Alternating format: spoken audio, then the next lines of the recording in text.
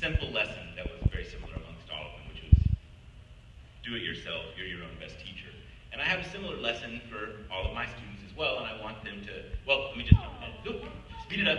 That similar lesson for them, I've revised that several times over the course of my short career, and most of those lessons are aimed at getting students to take control of their own learning process. He's talking about exceptions, provisos, and quid pro quos.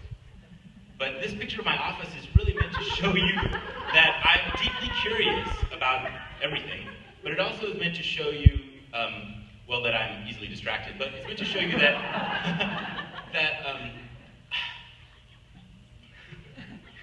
it's meant to show you that I really can't contain myself inside a camp curriculum, right? And so I feel like I'm doing, and my favorite students are very similar to me in that respect. And I do my best, I think, when I'm providing an environment for them to explore their own interests, and for me that's the laboratory. And the key experience for them is that they learn to gain their own independence in my laboratory. That translates nicely to a classroom where my teaching style asks students to take responsibility for their own knowledge construction as well. It's also a great place for students to start to take ownership of the moniker of scientists. And that's a very important lesson for all of my students in all of my classes. Here's what I teach them all, regardless of the level. You are a scientist, we're all scientists.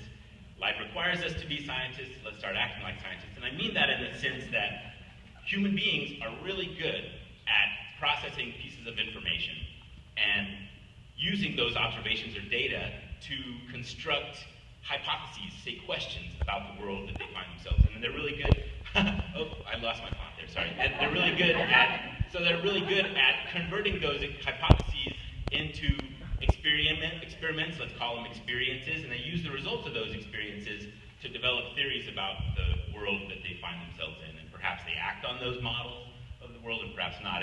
But in any case, constructing that learning environment is very challenging and time-consuming, and it doesn't lend itself to easy packaging for sale to stakeholders or whoever.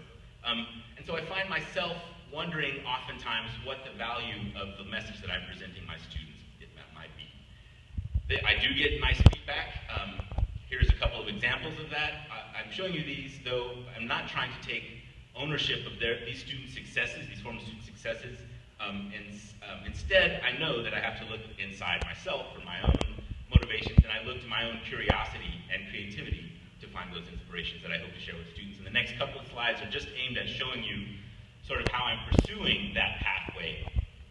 And an important idea to impart here is that the university supports my creativity in a wonderful way. And it does so because my creativity provides the ancillary benefit of providing excellent learning opportunities for students. So, and this is one more that really shows that other example in Chemistry of the Kitchen, a lower division course, mostly non-majors, that students can find a place to think of themselves, begin to think of themselves as scientists. And again, that's key to my whole shtick, actually.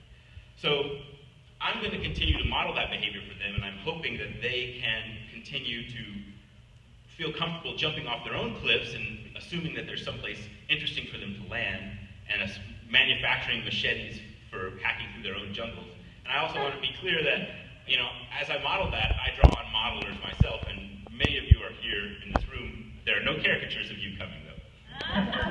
But I do want to leave you with one role model that's really valuable to me when I'm depressed and exhausted very late at night, and it's not because I feel that my work will ever rise to this guy's level. Can you read that? Who that is?